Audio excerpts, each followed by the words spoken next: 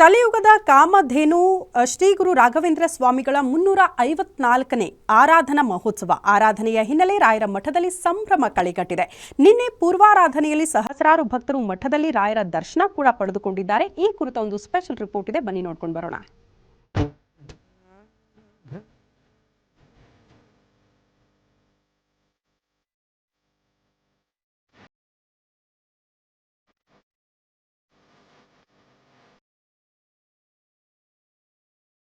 ರಾಯರು ಸಶರೀರರಾಗಿ ಬೃಂದಾವನಸ್ಥರಾದ ದಿನದ ಮುನ್ನಾ ದಿನವನ್ನ ಪೂರ್ವಾರಾಧನೆಯಾಗಿ ಮಂತ್ರಾಲಯ ಸೇರಿದಂತೆ ದೇಶದ ಎಲ್ಲಾ ರಾಯರ ಮಠಗಳಲ್ಲಿ ಆಚರಿಸಲಾಗ್ತಾ ಇದೆ.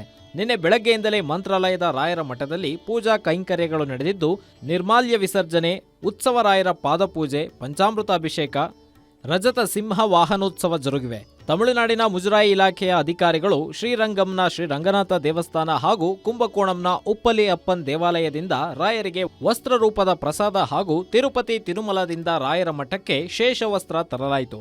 ಆ ಬಳಿಕ ಆ ಶೇಷವಸ್ತ್ರವನ್ನ ರಾಯರ ಮೂಲ ಬೃಂದಾವನಕ್ಕೆ ಅರ್ಪಿಸಿ ಪೂಜೆ ಸಲ್ಲಿಸಲಾಯಿತು.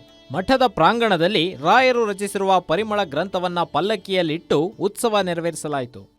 ಮೊದಲಿನಿಂದಲೂ ಕೂಡ ನಮ್ಮ ಪರಂಪರೆಯ ಸುಮಾರು 4 ಜನ ಯತಿಗಳ ತಲೆಮಾರಿನಿಂದಲೂ ಕೂಡ ಮಠಕ್ಕೆ ಅವಿಚ್ಛಿನ್ನ ಭಕ್ತರಾಗಿ ತಮ್ಮ ತನುಮನಧನಗಳಿಂದ ಸೇವೆಯನ್ನು ಸಲ್ಲಿಸಿರ್ತಕ್ಕಂಥವರು. ಅವರು ಬಂದು ಇವತ್ತು ಗುರುರಾಜರ ದರ್ಶನವನ್ನು ಪಡೆದು ಅವರು ಪುನೀತರಾಗಿದ್ದಾರೆ. ಭಕ್ತರ ಸಂಖ್ಯೆ ಅಸಂಖ್ಯವಾಗಿ ಮಂತ್ರಾಲಯಕ್ಕೆ ಹರಿದು ಬರ್ತಾ ಇದೆ.